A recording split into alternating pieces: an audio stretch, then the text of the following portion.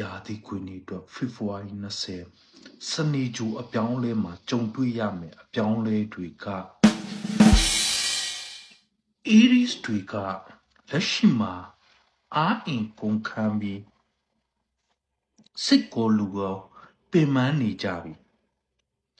တောက်မခံနိုင်တော့အောင်လောကဓာတ်ကိုခံစားနေရတာစိတ်တက်ကြနေတာ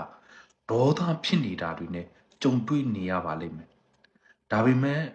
လုံးဝအရှုံးမပေးပါနဲ့哦ထူးထူးခြားခြားအနေနဲ့မေဂျာ20နံပါတ်နဲ့ဖေဖော်ဝါရီ20ရက်နေ့ဟာတိုက်ဆိုင်စွာပဲ connection မိမိနဲ့ဒီကပ်လေးကြာနေပါတယ် Aries တွေအတွက်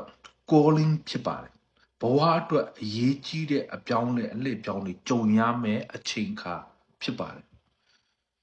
လက်လွတ်ဆုံးရှုံးရမယ့်အခွင့်အရေးတွေကိုပြန်လည်ရရှိပိုင်ဆိုင်ရမှာဖြစ်ပြီးတော့နတ်ကောင်းနတ်မြတ်တွေကနှိုးဆော်လိုက်တယ်လို့စိတ်အားတက်ကြွစွာနဲ့အခွင့်အလမ်းတွေပွင့်လာမှာဖြစ်ပါတယ်ထိုအခွင့်အရေးကိုအသုံးချပါ2026အတွက်အခွင့်အလမ်းကြီးတစ်ခုဖြစ်ပါတယ်ကွဲကွာနေတဲ့ချစ်သူတွေ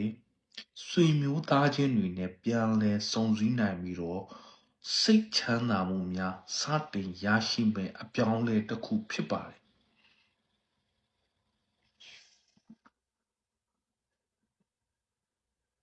ကြည်နူးစရာစိတ်ချမ်းမြေ့စရာကိစ္စရပ်များကြုံတွေ့ရပြီးတော့ချစ်ရည်စုခံရတာအဖြေတောင်းသားသူများအဖြေပြန်ရတာ EH နဲ့ပြန်ဆက်သွယ်မှုရရှိတာမျိုးတွေကြုံတွေ့ရပါလိမ့်မယ်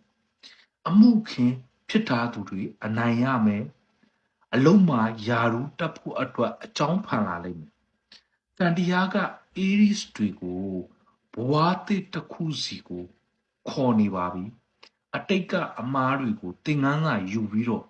ရှေ့ဆက်ဖို့အချိန်တန်ပါပြီမကြာခင်မှာ Aries တွေအတွက်ဝမ်းသာစရာသတင်းကောင်းတွေရောက်လာပါတော့မှာဖြစ်ပါတယ် energy ကိုင်းညီမှုရှိပါကကွန်မန့်မှာဘဝသစ်အတွက်